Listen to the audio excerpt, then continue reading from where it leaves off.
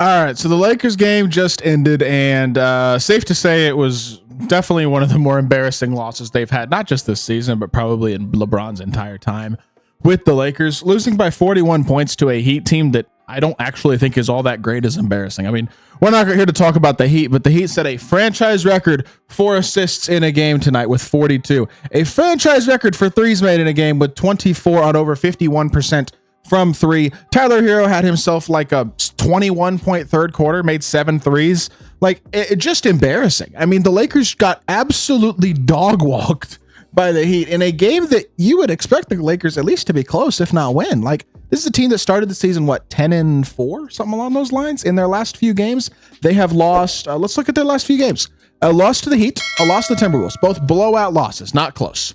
A win against the Jazz that they should have lost, but Will Hardy absolutely tank commanded his way to that loss. I mean, they should not have beaten the Jazz. They get beat by the Thunder, not annihilated, but beat. They beat the Spurs handily. Congratulations. Blown out by the Suns, blown out by the Nuggets. Tough loss to the Magic. That is 2 wins in their last 8 games, and realistically should only be 1, that win against the Spurs. Not a good stretch at all for the Lakers tonight. AD is having, I think a lot of the attention has been on LeBron and how poorly he's been struggling, or how much he's been struggling as of late. AD is currently, I think, in the midst of his worst stretch of a very long time, if not his entire career. 3 of 14 tonight, 8 points in 29 minutes. Just gross. His last 2 games, 33 against Utah in a game that, to be fair, it's Utah, but like, he had a good game, yes. But when you look past that, against Minnesota, he was 4 of 14. Against OKC, he only had 9 shots.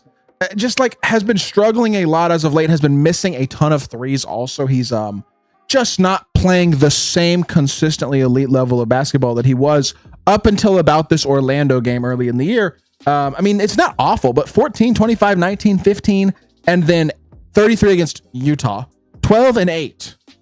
It's not the MVP candidate type of play that you expect from Anthony Davis. It's not highly efficient. He's making almost no threes. He's the only 2 threes he's made since that Orlando game where against Utah.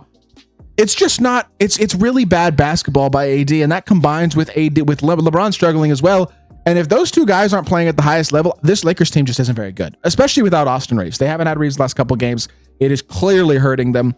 D'Lo was, I guess, okay tonight. Rui was efficient, at least, if nothing else. Connect was kind of a non-factor. The bench did nothing. They had a couple of garbage time buckets, but I think going into the fourth quarter, the bench as a whole had less than 15 points. It was just a disaster on both ends of the court. And look at this play right here, by the way, should encapsulate this entire game.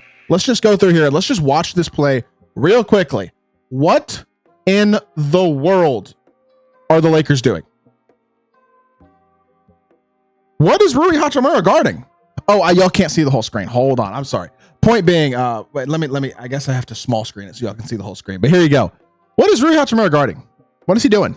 Why is Duncan Robinson wide open? Duncan Robinson sits there, waits. The defense finally collapses. He would have the easiest layup in the world if he wanted it. There's no rotation. It's just lazy for a wide open Tyler Hero 3. It's just the laziest, low quality defense that you'll ever see in an NBA game, pretty much, by the entire team. There's no effort. There's no hustle. There's no rotation. There's no passion or fire at all. It looks like they just mailed it in, tucked it in, game over. And the crazy thing about it is this came in a stretch where I think they were only down about 15 points, and they just don't want to play. I don't get it. It's baffling. And when you look at the defensive numbers, they're giving up the 4th most transition points in the league behind the only teams that are worse are Portland, Utah, and New Orleans, 3 tanking teams. They're giving up, when you look at team defense, they are allowing the 5th best field goal percentage in the entire league. Again, behind a bad defensive Pacers team, the Nets, Pelicans, and Bulls, none of which are teams that are really trying to compete and win games this season. The Lakers are 24th in defensive rating right now. Again, all the teams below them are tanking teams. It's just disastrous for the Lakers right now. And it begs the question of why, number one, and what is the answer, number two? And here's the honest truth, y'all. I know they have 2 unprotected firsts in 2029, 2031, but I don't think the answer is going all in and making a big trade. Now, they are the betting odds favorites for Brandon Ingram right now. I don't think he helps this team. He's not a good defender in his own right. I don't know where he fits, to be totally honest. And I just don't see that guy who's going to be a big enough, impactful enough addition is going to help them enough defensively where they are just plain and simple bad, to where you see big change coming for this team in a loaded Western Conference, which is what the Lakers play in right now. There is not a path to sustained success for this team, I don't think. And it's a shame to say that because, look, I'm the biggest Bron fan. I'm not the biggest Bron fan in the world, but I am a huge LeBron fan. I want to see him win. I want to see him succeed. And I just don't think it's going to happen. They're now, I guess they're 12-10. ESPN hadn't updated. They're now 12-10. They're the 9 seed, and they're probably going to wind up around that point if this season progresses.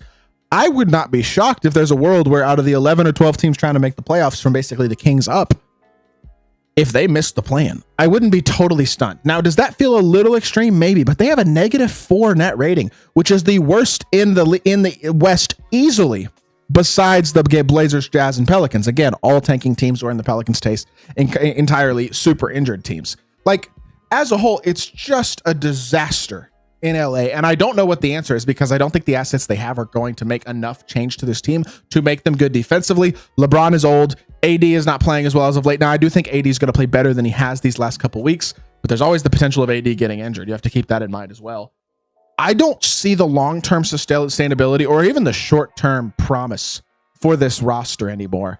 And look, they might make the play-in. If they make the play-in, there's a good chance to make the playoffs. If they make the playoffs, you can never entirely count out a team with LeBron James and Anthony Davis, but this isn't the same LeBron. And it doesn't look like it's the same AD either. And outside of that, they don't have the defense, the depth, the rotations, much of anything besides, I guess, kind of scoring to be a really high-level basketball team at this point. I don't feel like they're not even that great of an offensive team. Like, it's not like they're an exceptional offensive team. They're just a bad defensive team and not as bad offensively.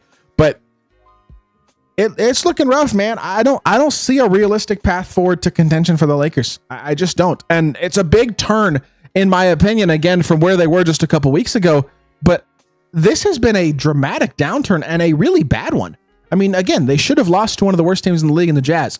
Uncompetitive losses against teams like the Timberwolves and Heat.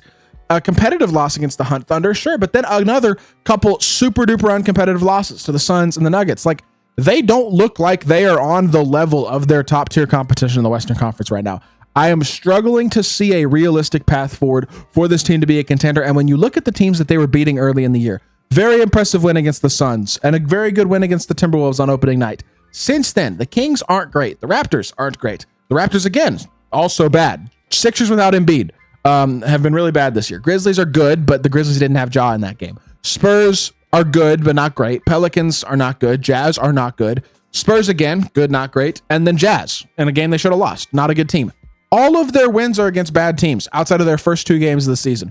They look tired. They look old. They look lazy. They look slow. They don't look competitive. Plain and simple. I would not be shocked to see the Lakers miss the playoffs. I know we're still a bit early in the season to be making that type of determination, I guess. A lot can change, but I don't think they're going to be a top tier contender in the West. Let's just put it that way. 12-10 and getting worse by the hour, it seems like, for LA.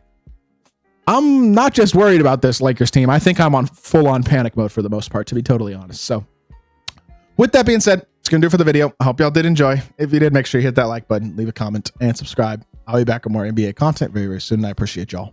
Peace.